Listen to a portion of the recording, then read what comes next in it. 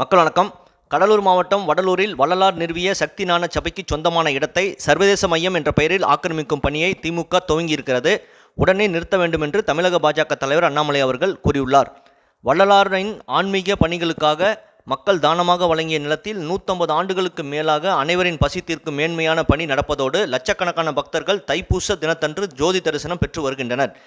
திமுக ஆட்சிக்கு வந்ததும் சர்வதேச மையம் என்று கூறி ஆக்கிரமிக்க முயற்சித்து வருவதை எண்மண் எண் மக்கள் யாத்திரையின் பொழுது குறிஞ்சிப்பாடியில் நாங்கள் இதை சுட்டிக்காட்டி கண்டனம் தெரிவித்தோம்.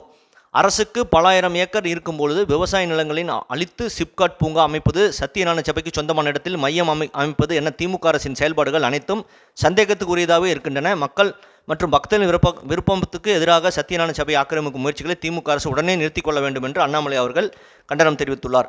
கண்டிப்பாக இந்து ஆன்மீக மக்களுக்கு உணர்வுக்கு எதிராக நடக்கும் திமுக பாசிச அரசு விரைவில் வீழ்த்தப்படும் என்பது உறுதி. நன்றி, வணக்கம், ஜெய்ஹிந்த்.